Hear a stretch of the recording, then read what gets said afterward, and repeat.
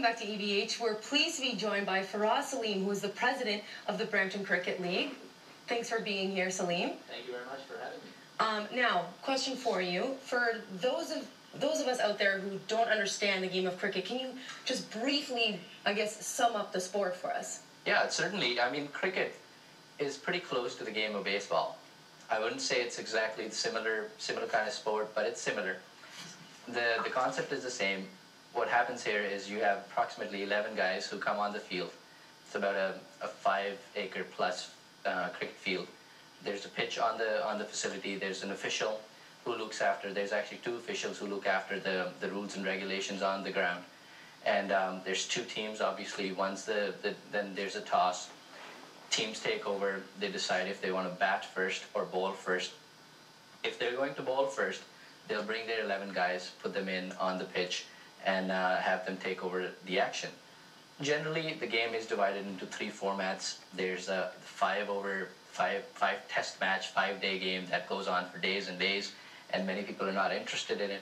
But internationally, that's a recognized sport. That's a sign of a true sportsman if they can play that 5-day sport. Well, definitely, that's obviously a long game to play. And you also do have the 8-hour 1-day game, which in itself is still pretty long. So obviously, the endurance of this sport, it takes a toll on you. Yeah, of course. Once you come back home after the game, you think that that's it and you're never going back in. But it's like, well, I'm done now. Yeah, we keep on going back every weekend. Sometimes we even do it, 3 times during a weekday if we're off. So the real fun is that there's a second format, which is a 50-over game. It goes on for about 8 hours. And then the third format, which is really popular and it's gaining momentum throughout the world, is the 20-over game that goes on. It's called the 20-20, and it goes on for 3.5 hours to 4 hours. Now, you brought in some equipment to show us. Can you just explain, I guess, the various things that you brought in today? Yes, certainly. What I have here is a cricket bat. So this is what the batsman would use. This is a cricket bat.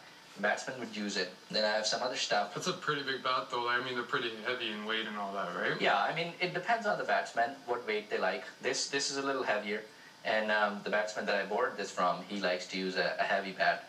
There's different kind of bats, there are different kind of ranges, different kind of companies that make them. All handcrafted and stuff. Yeah, and generally the best one, if you're looking to buy a cricket bat, is to first feel the weight, feel the balance. The balance should be somewhere around this area, and if you feel that that's a good balance to have, then you should look at who's made it. The companies play a big name. The big names, they play a big role in the making of the bat, and always buy a bat that will last you at least 2 to 3 seasons, and buy English willow. Now, in the Brampton Cricket League, do the bats and all this stuff, do you guys provide this for anybody who registers? No, what happens is the teams or individual players need to have their own stuff. Okay. Because in cricket, you're wearing it for longer period of times. You're sweating in these equipments. You're sweating in your protective wear. You're sweating in the helmet. You're sweating all over the place. And hygienically, it's important that you keep your own equipment. That's right. And for somebody who's spending approximately, a cricket kit would cost you from $350 to $1,000 and sometimes even more. Wow. And for somebody who spent that kind of money, they want to make sure that if they're going to misuse, damage, or break their equipment, then they're the ones who are breaking it. And nobody would want to give this to somebody and say, okay, well, here's my $500 bat. Go ahead and break it. Yeah, so of course not. What we say is that you can have your own stuff.